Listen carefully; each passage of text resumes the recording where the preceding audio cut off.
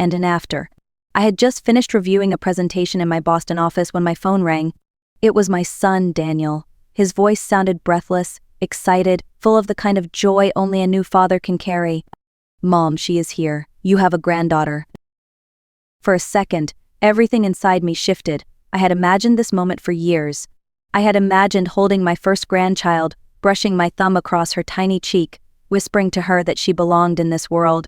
But when I walked into Daniel and Lauren's home 4 days later, suitcase still in hand, something felt wrong. Too quiet, too still. No newborn cry, no baby carrier, no bottles drying on the counter. "Where is she?" I asked.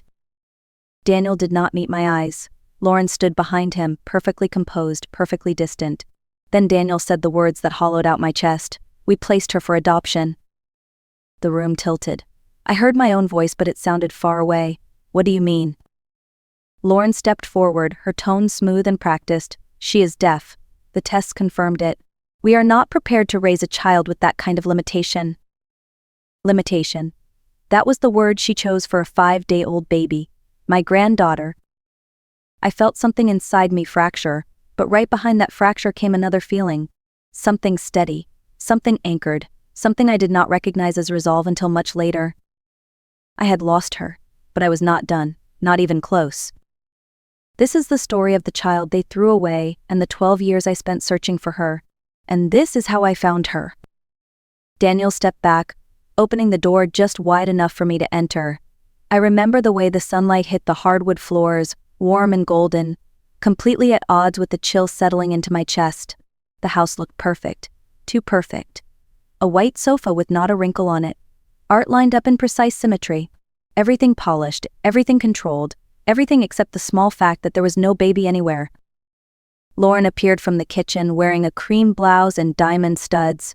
She looked as though she had stepped out of a lifestyle magazine, untouched by childbirth or sleepless nights or even mild inconvenience. She gave me a quick smile, polite but hollow. "Hello, Margaret." I ignored the greeting. "I want to see my granddaughter." Daniel motioned toward the living room. "Mom, can we sit?" "No, where is she?" He swallowed hard. His hands trembled slightly before he hid them in his pockets. "We made a decision. We did what was best for everyone." "For everyone," I repeated. "You mean for the two of you?" Lauren folded her arms. "Margaret, we had to be realistic. Raising a child who cannot hear requires resources, specialists, time, structure. We cannot take that on." I turned to Daniel. "You called me from the hospital. You sounded happy. You said she was healthy." He winced. "She is healthy, but she failed the hearing screening, twice." I stared at him. "So you gave her away, just like that?" Daniel finally looked up, and for the first time I saw something other than defensiveness. Shame. But it flickered and disappeared as quickly as it came. "You do not understand our life. We have expectations, responsibilities. This would have changed everything." I felt my nails press into my palms. "She is a baby, Daniel, not a burden, not an inconvenience you can trade out for a better model." Lauren sighed. "It is done, Margaret. The adoption is closed. The agency will not release information. You cannot find her." Her confidence struck me like a slap. She truly believed I would walk away quietly. Daniel added softly, "Mom, please accept this. It is final." I looked at both of them, their perfect house, their perfect clothes, their perfect justification. "Final to you, maybe, but not to me." I walked out of their house without another word. The air outside felt colder than it should have, sharp against my skin, as if the world itself understood something had shifted. I reached my car, opened the door, and sat there gripping the steering wheel until my knuckles went white. The gifts I had brought, a soft blanket and a silver rattle, lay on the passenger seat untouched. I could not bring myself to look at them. I drove without direction, letting the highway unwind in front of me. The farther I went, the harder it became to breathe. Eventually I pulled into a quiet hotel off the interstate, checked in, and walked into a small room that smelled faintly of detergent and stale air. I sat on the edge of the bed, still wearing my coat, listening to the low hum of the heater. Then the tears came. Not loud or dramatic, just steady and exhausting. I cried until the room blurred and my ribs ached. I cried for the baby who had not been held long enough. I cried for the years she would grow up believing she was unwanted. And I cried for the son I no longer recognized. When there were no tears left, I lay back and stared at the ceiling. The ache was still there, heavy and unmoving, but something else surfaced beneath it. A quiet clarity, a decision. Daniel and Lauren were right about one thing. The system was closed. Legally, I had no standing, no authority, no access, but that did not mean I had no power at all. I sat up, reached for my phone, and called my office manager. "I need time away," I said. "Handle everything you can. I am staying here for a while." After that, I opened my laptop and searched for one thing: sign language classes. If my granddaughter had a world Daniel refused to step into, I would learn it myself. If she was out there, I would find her. The next morning, I woke with a stiffness in my chest, the kind that comes from crying too hard for too long. But underneath the heaviness, there was a thread of determination pulling me forward. I checked out of the hotel, found a small rental apartment in Stamford, and signed a short-term lease without thinking twice. I was not going back to Boston, not yet.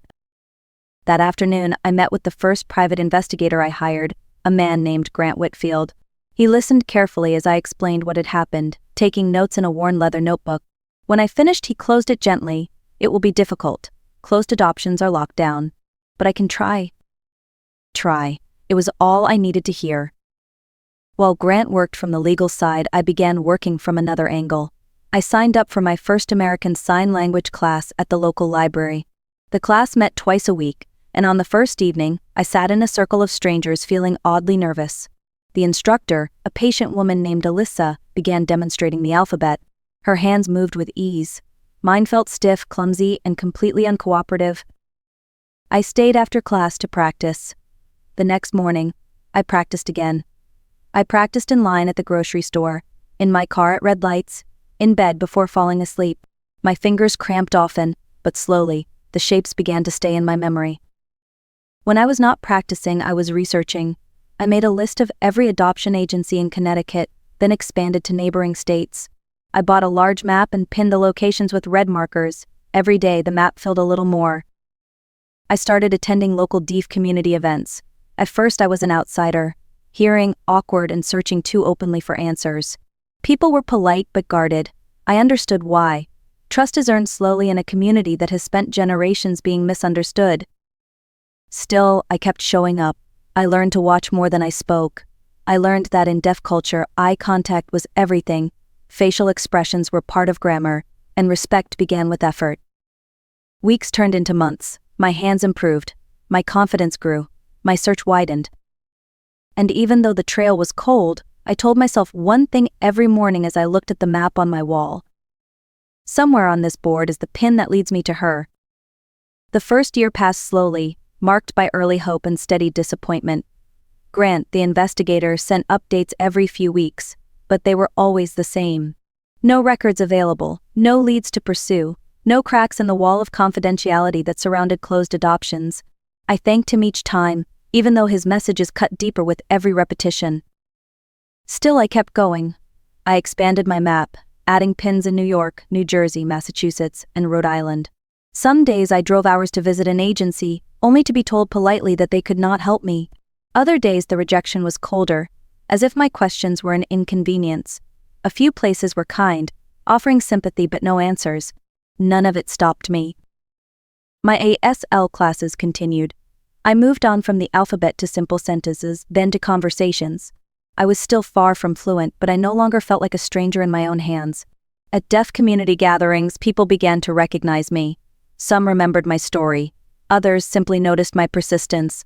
A few invited me to sit with them. It felt like progress. In my second year of searching, I met Yvonne, a deaf teacher who worked at a school in Hartford. She was warm, direct, and unafraid to correct my signing. Over coffee one afternoon, I confided in her about my granddaughter.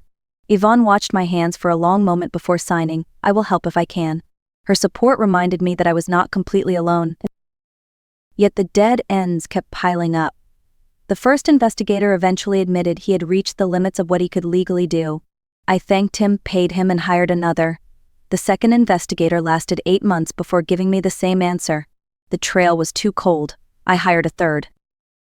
By the 4th year, I had visited more than 100 agencies, group homes, and state-run facilities.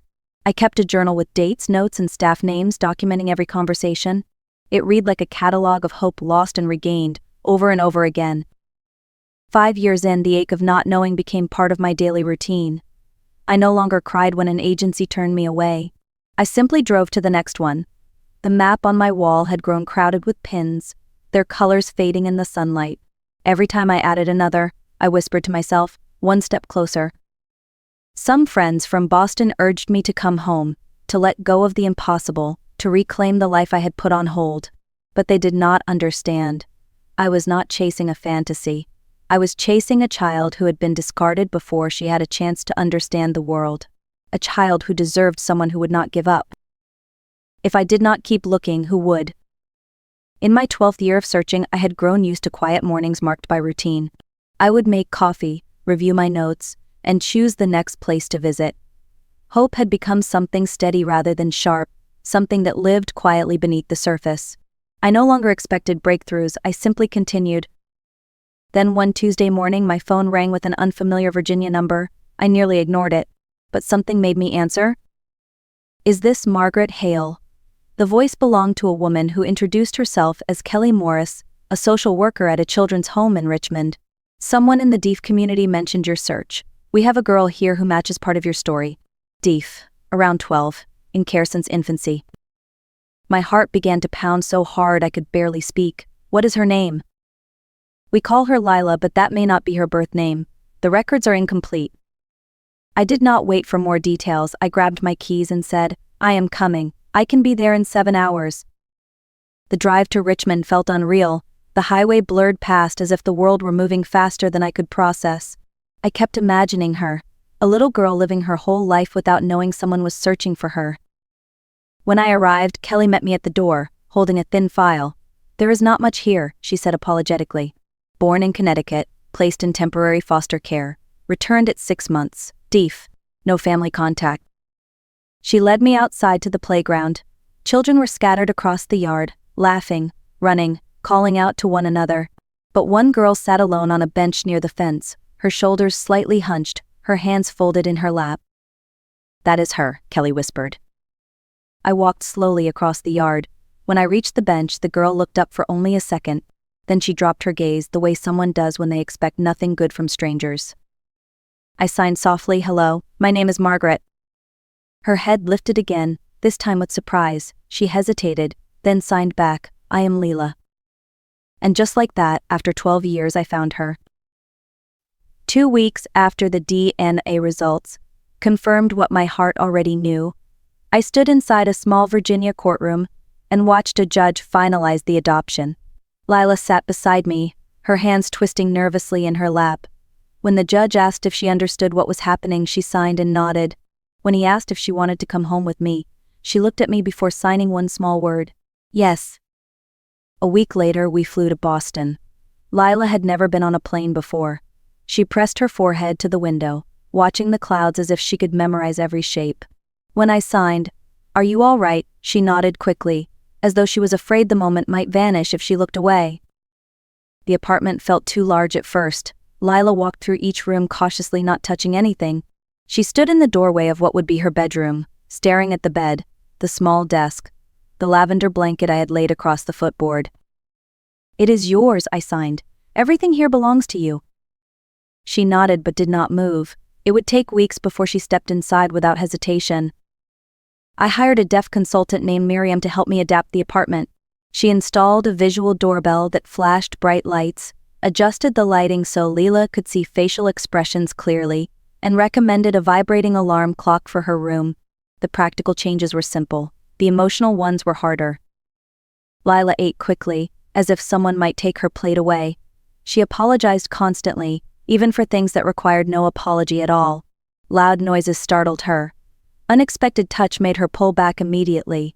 Each reaction was a reminder of the years she had spent in institutional care, always waiting for the next transition, the next disappointment.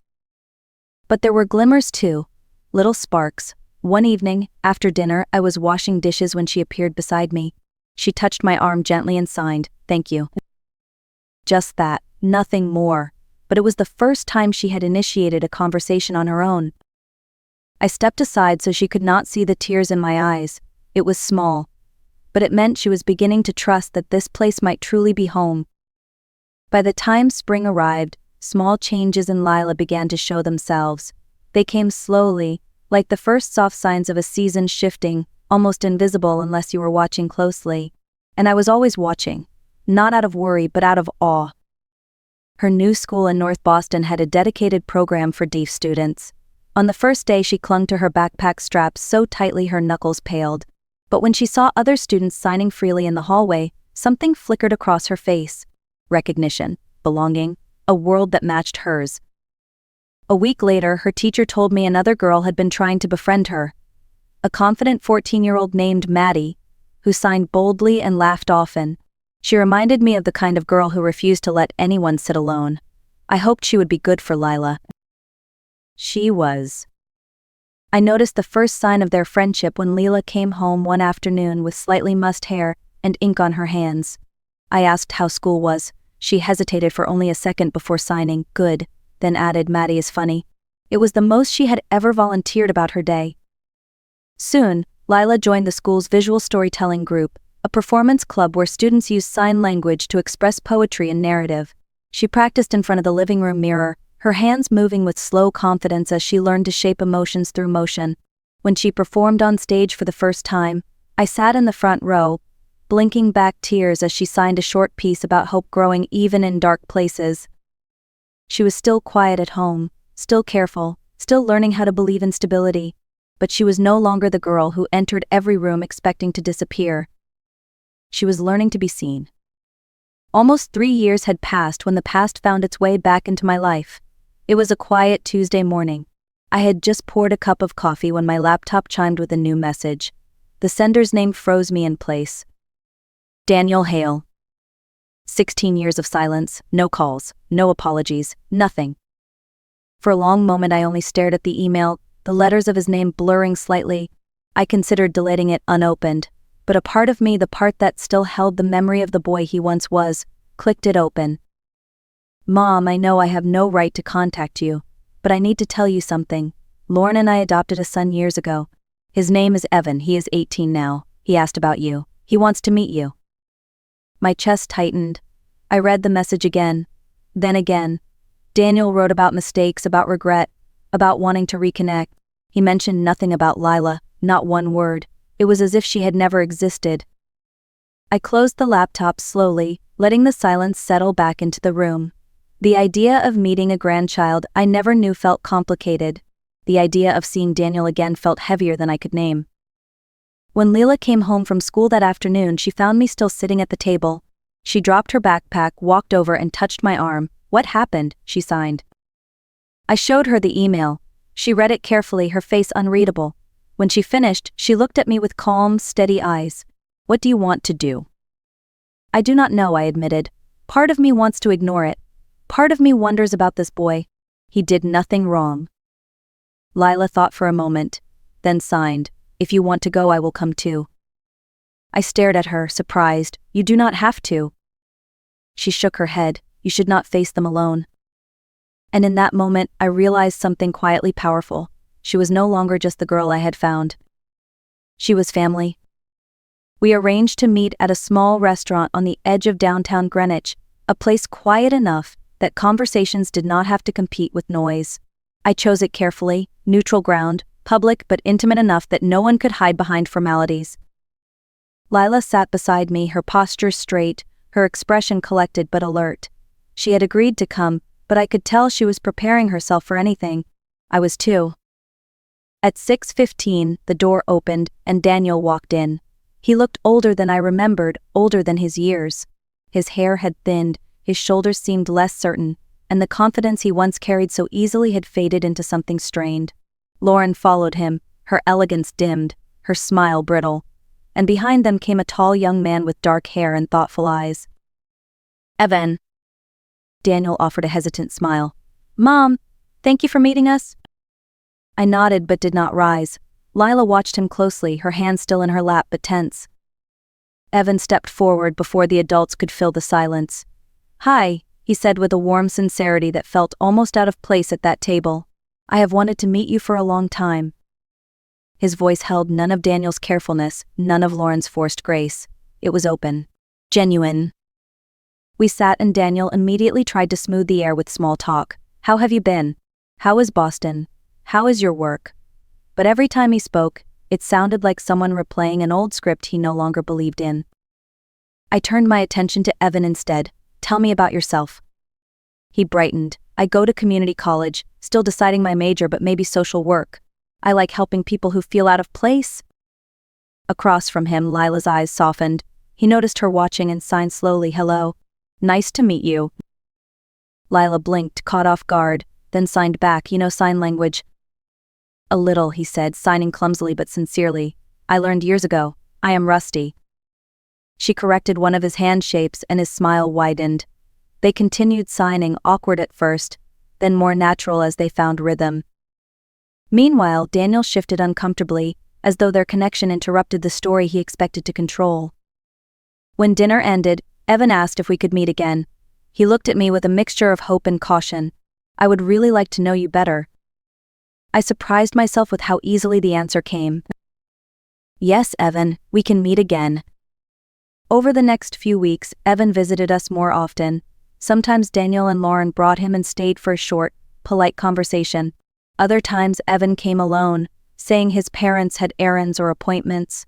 Lila grew more comfortable with him, and I found myself watching their conversations with a quiet gratitude I had not expected. Yet something about Daniel and Lauren felt off. Their clothes were still tasteful but noticeably older. Their smiles were too quick, too bright, as if hiding something fragile beneath. When I asked casual questions about their life, they answered vaguely, skimming past details as though each one might reveal something they were not ready to admit. One afternoon, Evan arrived looking unsettled. He hesitated in the doorway, then asked if we could sit down. Lila joined us immediately, sensing the tension before a word was spoken. There is something I have to tell both of you, Evan began, and it is not easy. He looked down at his hands, gathering himself. 6 months ago, my grandfather was arrested. My mom's dad, he had been running an investment scheme for years, a huge one. When it collapsed, the government took everything. Houses, savings, all of it. I listened quietly, the pieces beginning to shift into place. My dad lost his job because it came from my grandfather's connections, and once the scandal hit, those connections cut us off completely. We moved into a small apartment on the other side of town. My parents have been trying to stay afloat ever since. He swallowed hard. That is why they reached out to you, not because of family, not because of regret, because they want help. Lila stiffened beside me, her expression sharpening. Evan's voice cracked. They told me to be nice to you, to act excited. They said if you felt guilty for being out of my life, maybe you would help us. I went along with it at first because they are my parents, and I thought maybe, underneath it all, they truly wanted to rebuild things. He shook his head slowly. But then I met you, and I met Lila, and I realized what family is supposed to feel like. Honest, safe, real. He finally looked up, eyes bright with shame. I am so sorry, I should have told you sooner. For a moment after Evan finished speaking, the living room fell completely silent. Not the fragile kind of silence that trembles before breaking, but a heavier one, the kind that settles when truth finally steps into the light. Lila glanced at me once, as if asking permission to speak. I nodded gently. She turned back to Evan, her hands moving with a steadiness I had not seen before. There is something I need to tell you, she signed. Evan watched her carefully, waiting. I am not just Margaret's adopted daughter. I am the baby your parents gave away. He went absolutely still. Lila continued, her signing measured and clear. They gave me up when they learned I was deaf. I was 5 days old when they left me with an agency. I spent 12 years in an orphanage, waiting for someone who actually wanted me. Evan blinked once, then again, slowly, as if trying to understand impossible words. That is not, he stopped, shaking his head. My parents would not, they could not. But he already knew they could. Lila's hands softened. Margaret found me. She searched for years. That is why we came here. Not to reconnect, to protect me. Evan pressed the heels of his hands to his eyes, his breath unsteady. The same parents who forced me to break up with someone I cared about because she was deaf. The same people who said being with someone deaf would ruin my future. They did this to you. She nodded once. He looked at her then, really looked at her with devastation and understanding mixed together. "I am so sorry," he whispered. Lila signed, "It was not your fault." And for the first time, Evan realized just how deep the betrayal in his family ran. 3 days later, when the weight of the truth had settled into something sharp and undeniable, I sent an email to Daniel and Lauren. "Dinner at my home, Saturday at 7, we need to talk." They replied within the hour. Too quickly, as if they had been waiting for the moment they thought their plans would finally succeed. That Saturday evening the house was quiet except for the soft clinking of dishes as Lila and Evan helped me set the table. Evan checked his phone over and over but never sent a message. Lila stood close to him, her presence steadying him whenever his thoughts drifted toward fear or doubt. At exactly 7, the doorbell rang. Daniel and Lauren stood on the porch, dressed as if they were walking into an interview rather than a family home. Lauren carried a bottle of wine, her smile practiced and bright. Daniel straightened his jacket and said, "Mom, thank you for having us." We ate dinner with the politeness of strangers. Then, when dessert plates were set aside, I folded my hands on the table. "Before you say anything, there is something you both need to hear." Daniel leaned forward eagerly, expecting a conversation about forgiveness or support. He did not understand that the room had already shifted out of his control. "This is Lila," I said, my voice steady. "But she is not only my daughter, she is your daughter." Lauren's face drained of color. Daniel's hand froze around his coffee cup. I continued, "You gave her up when she was 5 days old. You hid the adoption behind sealed records. You refused to tell me where she was." Lila lifted her chin, her hands moving with calm precision. "I spent 12 years in an orphanage. 12 years wondering why no one wanted me." Daniel whispered, "Lila." "You do not get to say my name," she signed. Then Evan stood. His voice trembled, but his words were clear. "You used me, you wanted money, and you threw away your first child because she was deaf." The room erupted into a silence deeper than anger. And for the first time, Daniel and Lauren understood their game was over. Daniel and Lauren did not argue. Not at first. The shock was too complete, too raw. Daniel opened his mouth as if to defend himself, but no words came. Lauren pressed her hands together tightly, her composure cracking at the edges. When they finally spoke, their voices were thin. "We were young. We were overwhelmed. We made mistakes. We want to fix this." But their pleas landed on the table like stones. Empty, late, detached from the years Lila had spent waiting for a family who never arrived. Evan stepped closer to me and Lila, his jaw tight. "I cannot go back with you," he said quietly. "I cannot pretend this is normal." Lauren reached for him, but he stepped away. "You raised me, and I am grateful. But what you did to Lila, what you tried to do to Margaret, I cannot live with that." Daniel's voice broke. "Evan, please." I stood then, placing a hand on Evan's shoulder. "This house is a safe place. Evan is choosing what is right, not what is easy." Lila signed, "We choose each other here." I looked directly at Daniel and Lauren. "Please leave. Do not contact us again. Whatever family we once were, that ended a long time ago." They hesitated only a moment before walking to the door, defeated by their own choices. When the front door closed behind them, the house felt different, calmer, firmer, whole. Evan let out a long breath and looked at us with quiet relief. Lila moved beside him, offering a small nod that said more than words could hold. And in that moment I understood something simple and profound. We were not losing anything. We were starting over. Months later, the three of us settled into a rhythm that felt natural in a way I had not experienced in years. Lila returned to her school with more confidence than ever. Evan began his courses in social work, determined to build a life rooted in compassion instead of pretense. Our apartment was crowded, busy, sometimes chaotic, but filled with a quiet sense of belonging we had all been missing. One morning, as we sat at the kitchen table sharing breakfast, I looked at them and realized how far we had come. We were not bound by easy beginnings or perfect circumstances. We were bound by choice, by effort, by the belief that love can be built even after the world tries to take it apart. Family is not defined by blood, it is defined by who stays, who tries, and who shows up.